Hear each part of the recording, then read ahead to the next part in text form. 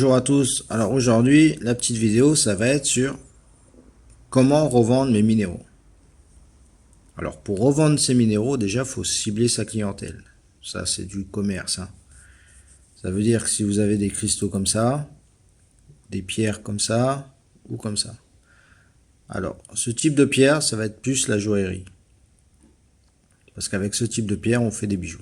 Donc ça va être la joaillerie, les passionnés, les collectionneurs. Bref, on a un gros potentiel, un gros panel. Ce type de pierre, ça va être beaucoup les collectionneurs ou les investisseurs. Il y a des investisseurs qui aiment bien investir dans des grosses pierres parce que c'est des pierres qui peuvent prendre beaucoup de valeur dans le temps. Bien entendu, quand je parle des gemmes, je pars toujours du principe où vous connaissez la provenance des pierres. Pour moi, si vous ne connaissez pas la provenance des pierres, la pierre, elle vaut pratiquement que dalle. La provenance est très importante. Alors, donc, il y a les minéraux. Les minéraux, ça va être plus collectionneur, passionné. Lithothérapie. Mais la lithothérapie, en fait, j'ai un gros problème avec ce monde minéral, je vais dire. Parce qu'ils sont beaucoup sur la croyance. Ils sont pas trop sur je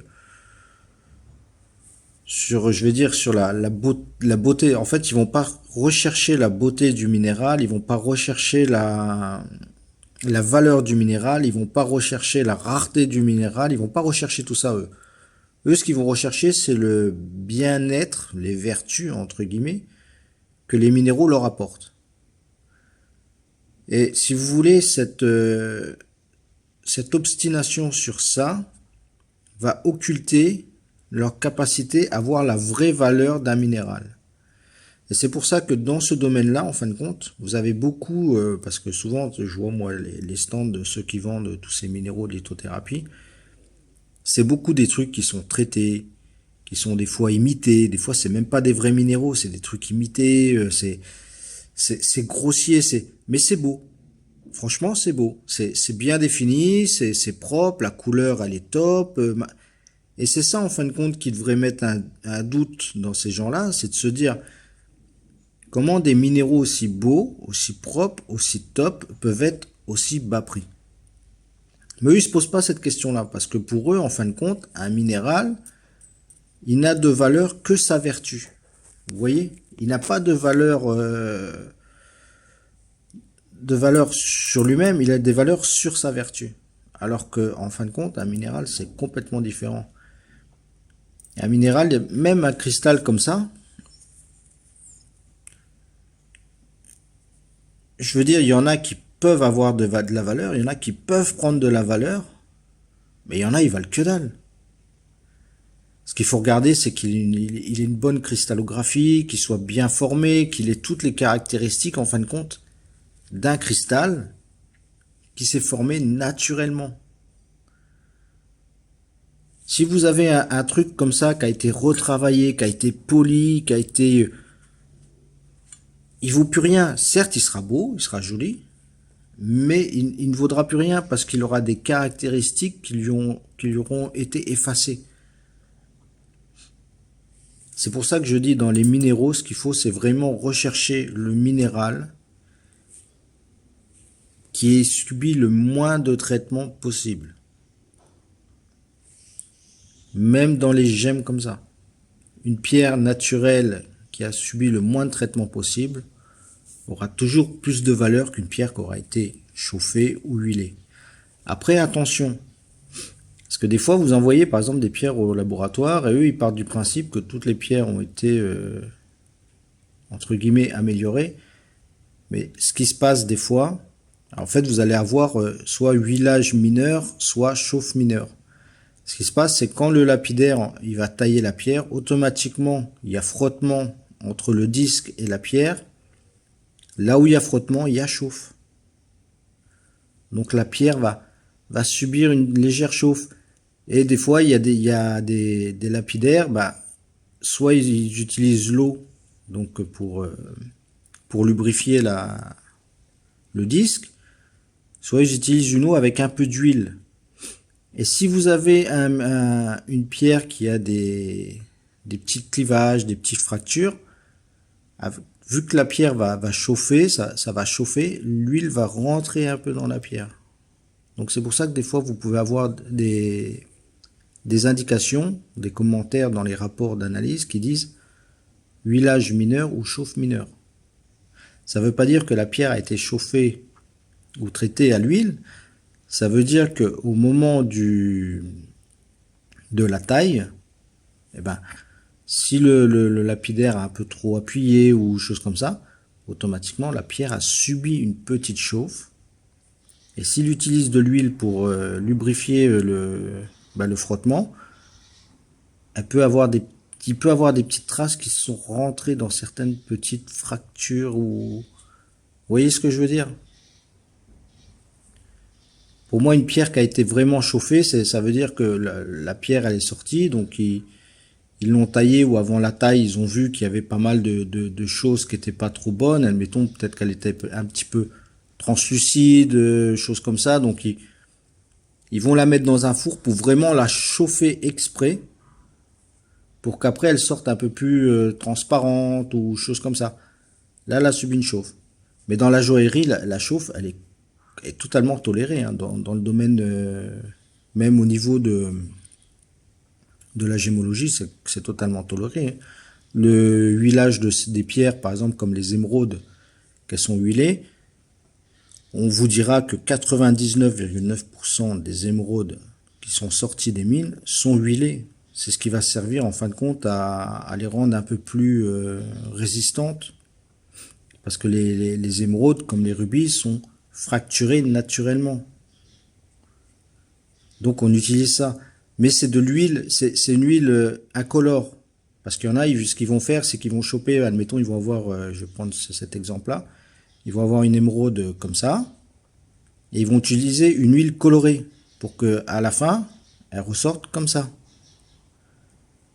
Mais ça, un laboratoire, il va le déterminer tout de suite, hein. Ça se voit même, je dirais, même à la loupe, vous pouvez le voir.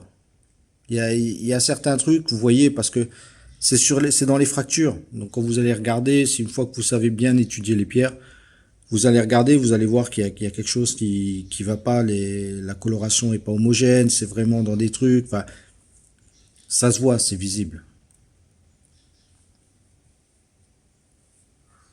Donc voilà, c'est une petite parenthèse sur certains petits traitements, tout ça pour vous dire que selon le type de minéraux, faut savoir quel type de clientèle vous ciblez.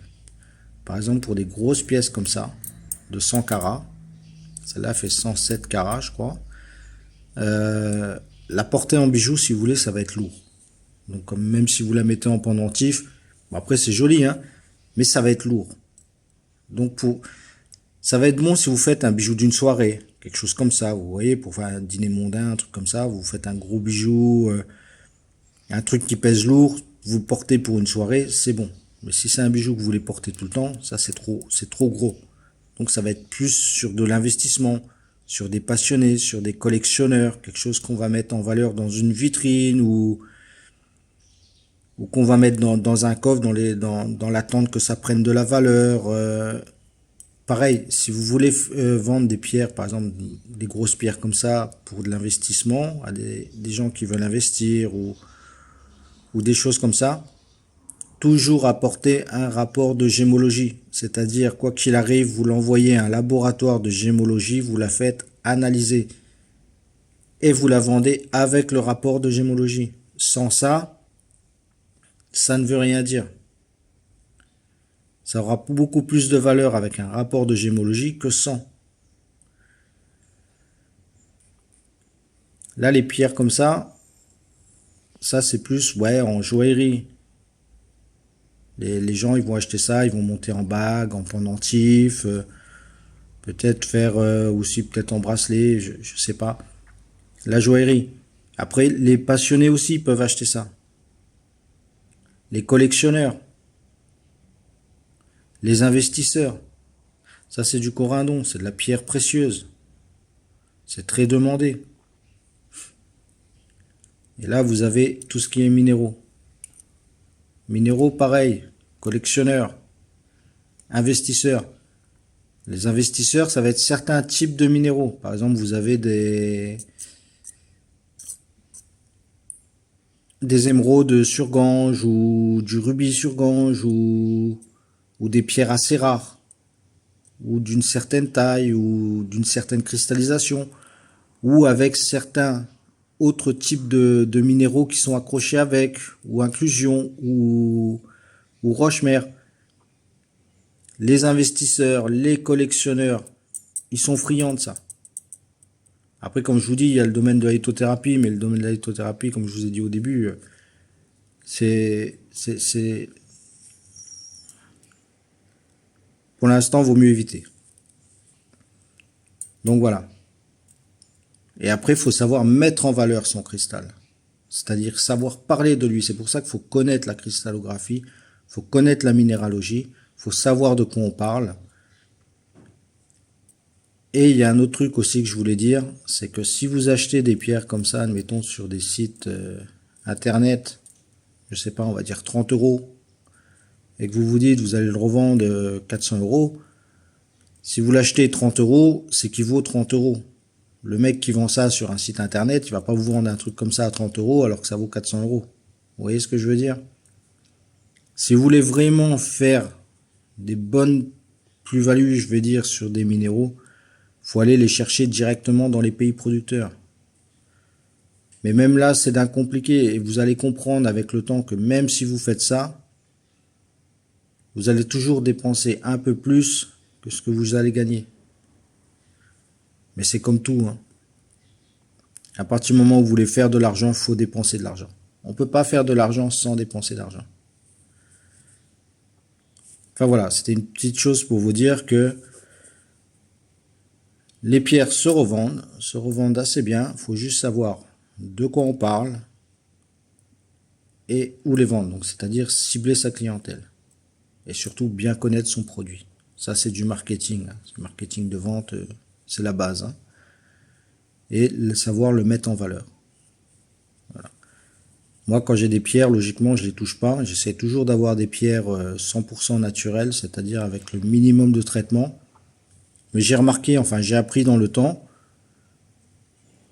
que sur les pierres taillées, souvent on va sur les rapports de gémologie, on va vous dire chauffe mineur ou huilage mineur. Et donc après moi je suis parti me renseigner, j'ai discuté, avec mon lapidaire et tout, et c'est là que j'ai compris qu'en fin de compte les chauffes des fois ça vient de la taille. Quand vous avez chauffe mineur ou huilage mineur, ça ne veut pas dire que la pierre a été traitée, ça veut dire que au moment de la taille, peut-être que le lapidaire a trop appuyé, peut-être qu'il utilise de l'huile en lubrifiant, et automatiquement ça peut rentrer dans le truc de la pierre.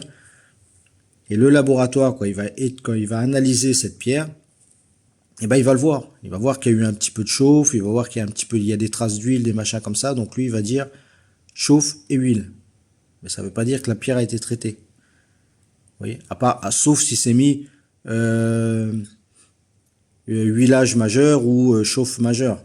Là, c'est différent. Là, ça veut dire que vraiment la pierre a été vraiment chauffée ou elle a été vraiment huilée. Voilà. Mais il n'y a rien ça fait pas perdre en valeur, si vous voulez, le prix de la pierre. Voilà. Bon, j'espère que cette petite vidéo vous aura plu. N'oubliez pas, abonnez-vous.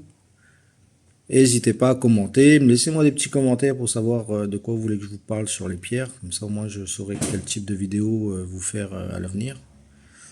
Parce qu'arrive un moment, je cherche des choses à dire et je sais plus trop.